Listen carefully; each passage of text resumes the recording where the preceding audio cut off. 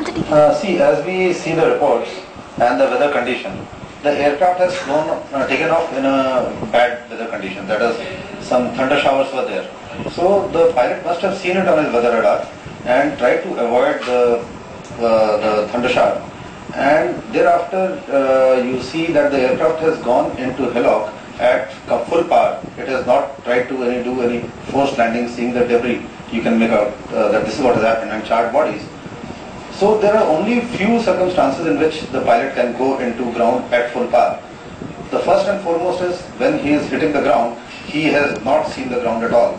Like if you see today's search and rescue mission, they were delayed because of mist and fog, and the visibility was very, very poor. So this is one case. And as the reports say that the flight was a VFR, visual flight rule flight, in that the pilot has to have ground contact to fly. And in this case, as you see, he must be trying to avoid weather, that is a thunder shower, and go left and right. There are few more ways in which the helicopter can go down in full power, applying full power into ground, and going into terrain. That is what we call it in technical jargon. It can happen if he has got an engine failure and he is trying to go down to do a auto-rotative landing, and he does not find a landing space, and he is not able to see the ground till the time he hits zero visibility state. The second can be electrical strike. In thunder shower there are electrical strikes which can cause the autopilot to fail drastically. Absolutely, and in fact, to the MOCA, that is minimum obstacle clearance altitude, and climb to that. And actually he was doing that. You would have flown a little higher. The most critical thing is the safety height of that place was 5,000, 3,000. Now he was flying well below that. That's why they said. You're saying he was flying lower because he was cleared for VFR, which means he had to keep a visibility on the ground. He kept going down. When he found he couldn't see anymore. So in your diagnosis, what you're saying, the assessment by the ATC was probably one of the reasons why he could not. ATC had nothing to do with him. He had left the ATC. In this, the gust of wind, you can put it in different manner. That if there are vertical currents, that is when a cumulonimbus cloud comes in, that thunder shower. If that is there, there is a case, this is a light helicopter, just about 4,000 pounds. And in that case, if he is maintaining a low clearance and he gets into a sheer downfall of a thunder shower, he can get into a very high rate of descent and hit the ground at full speed. But this impact, that's all the evidence in helicopter flying, like what happens, I have also seen this in Siachen Glacier and flying all the years and hills, that there are bad weather and you have to counter that bad weather. Dr. Colonel, I just want to inform our viewers that both the pilots were actually forces pilots. They were on deputation of the Andhra Pradesh government. Captain Bhatia, whom we are referring to, his Air Force rank was group captain, and of course Captain Reddy was possibly a lieutenant colonel from the Army Aviation Corps. Please go on. Now in this case what happens? You see bad weather. Even coming to Delhi, you find a lot of times that bad weather is there. So you try to avoid, because you are on a VFR flight. So you want to continue to make contact with ground, keep your contact with ground, and continue steering a course in which, and you have got a terrain warning system nowadays that is a GPS based. It gives you that hills are coming here and what is your terrain clearance from ground. So if that GPS system is working and these things are there, it is very difficult to get into a terrain like this. You keep avoiding it. Keep avoiding it, and that is how he is deviated from this path. 18 kilometers of his 18 kilometers is good enough. That is 18 kilometers.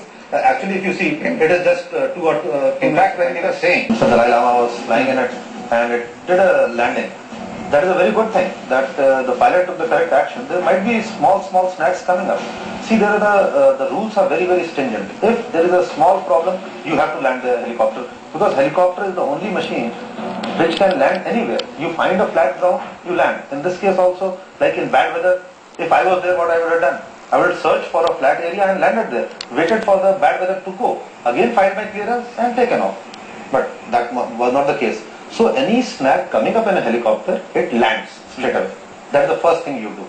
So that is the correct thing, and no aircraft in this world is there which has not had snacks ever. I also want to ask you about how it is to fly with a VIP of the stature of the Chief Minister. I mean, do you get pushed? Do you get? No, you get pushed. Yeah, it is there. That most of these people who rise to the level of chief minister, they are pretty mature. I have known a lot of them, and they are the people who are going okay, but their aides most of the time they come up with the thing because they have done all the arrangements on the other side, gathering people, organizing things. Yeah, they are no sir, chalo. But what did the pilot go through at such a time? Yeah, the pilot with the maturity level, what the pilots were, Grupi Bhatia and Colonel Reddy, I don't think they would have succumbed to this pressure because because I was in charge of the VIP squadron when I was head there, and this used to happen. So we gave the pilot HF, and he is direct linked with me in the office. And the pressure, as you said, it comes from the assistants, not from him. Because, for instance, Rajiv Gandhi is in Nagaland. He wants to go to TASPO. 100,000 people are waiting. They are saying 100,000 people are waiting and you're not letting the aircraft take off. And the pilot says, sir, look, it's not fit. I said, whatever you say goes. And you hold your decision and it's honored. Nobody's punished ever for it. But there's a tendency. See, here he has gone on his own too late. The weather suddenly confronted him. He's gone into it and then tried to get out. I don't think this decision, this discussion took place that don't worry, you press through it. I don't think we should take it to that level where blindly the pilot will succumb. The difficult case is the ground is rising and you have got a ceiling of clouds. Now this is a very catchy situation. You are flying close to ground, so now your limit of maneuvering the aircraft becomes very less. You are in VFR flight. You have to keep visual with ground. If he was IFR, he could have gone into clouds and straight away gone through. So what in this case, what I can see is the ground is rising as the hill. He has gone into a valley and tried to avoid bad weather, and he has entered a dead end where the cloud was on top and the valley was narrow and he had nothing but to get out of it. And he has tried that, in that it has hit the hill and he didn't have radius of turn to turn back also. He got trapped in a situation which he couldn't get out of. That's what happened. More misfortune than anything. What does a pilot go through? I'm just thinking about it. You yourself have had a brush at that in 1978 when you were flying the MiG-21. Yeah. What do you go through? See, in this case, I was flying at 40,000 feet. My canopy flew off. In the MiG, there's no windscreen. So like a cigar, your head and it hits you in the face and you go blind. So then you have to lower the seat. Right down. Is that a part of your training to keep your wits at such? Not really, but with experience you do. Actually, I bailed out twice. I didn't want to bail out the third time I'd be grounded. So I said, I'm going to take it back, I'm going to hang on, and then I realized I was capable of much more when it was that. Everybody hears about the romance of the fighter pilots and the brush with death all the time, but does that happen to Chapo pilots as well? I mean, can you for a moment understand what Group Captain I can understand that. Yes, but it is slightly different with the helicopter pilots, and especially this bad weather. Like as I was telling you earlier, like driving a car with your windscreen painted white. That is what a bad weather driving is. You don't know, and on ground, you are actually on ground. So you can just switch off the engine and stop.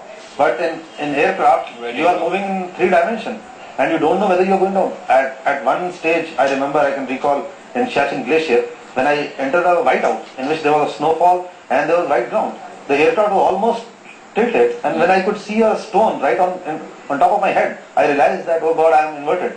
And that is the time I had to get it down. That's also part of disorientation. That's when you get disorientation. When you are thinking you're good, then you're on your back. Yes. Okay. It's as bad as that. Well, that's how difficult flying really is, and if you're unfortunately you have to hit bad weather, as Group Captain Bhatia did, well.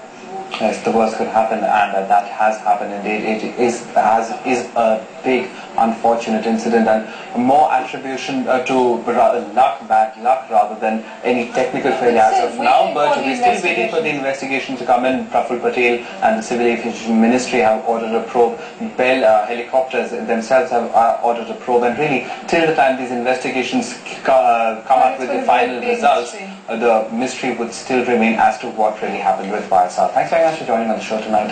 We'd also like to thank our experts with OBB, and thanks to viewers for watching us.